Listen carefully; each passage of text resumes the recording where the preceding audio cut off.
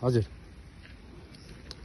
यो प्रकृति, आकाश, पृथ्वी बनाउने चाहिँ उहाँ नै हुनुहुन्छ। तपाईँ र मलाई, तपाईँ र हाम्रो आमाको गर्भमा रच्ने परमेश्वर उहाँ नै हुनुहुन्छ है। हरेक चिज उहाँबाट बनिए र बनिएका कुनै पनि कुरा उहाँ बाहेक भएन भन्छ बाइबलले है। त्यो भएको हुनाले है, अनि परमेश्वर भन्नुहुन्छ स्वर्ग मेरो सिंहासन हो र पृथ्वी चाहिँ मेरो पावदान हो भन्छ है। अनि आज यशाया 66 को 1 पदमा यही भन्छ,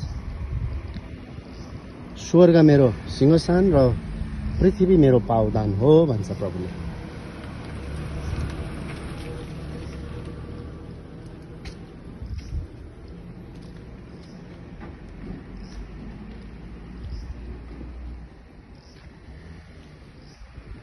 परमेश्वरले हामीलाई केवल सुन्दर संसार मात्र, यो प्रकृति मात्र दिनु भएन, उहाँले हामीलाई आफ्नो प्रेम पनि दिनुभयो भन्छ बाइबलले। फेरि पनि प्रेम गर्नुभयो हैन। यूहन्ना 3 को 16 भन्छ, पवित्र धर्मशास्त्र बाइबलमा यूहन्ना 3 को 16 भन्छ, किनकि परमेश्वरले संसारलाई यस्तो प्रेम गर्नुभयो कि उहाँले आफ्ना एकमात्र पुत्र दिनुभयो, ताकि उहाँमाथि विश्वास गर्ने कोही नाश नहोस् तर त्यसले अनन्त जीवन पाओस् भनेको छ। कोही पनि नाश नहोस् भन्ने चाहनुहुन्छ प्रभु चाहिँ हैन। कोही पनि नाश नहोस् तर त्यसले अनन्त जीवन पाओस् भनेको छ है। अनि कोही पनि नाश नहोस्, प्रभुको वचनमा त्यो छ है। अनि हरेक कुराहरू चाहिँ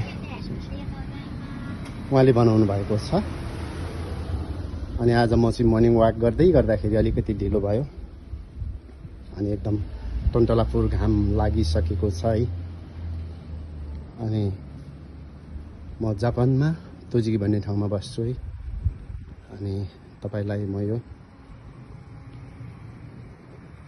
सुन्दर दृश्य पनि देखाउँछु। अनि उहाँले पानी बनाउनु भएको छ, पानीमा भएका माछाहरू पनि बनाउनु भयो उहाँले है। यो चाहिँ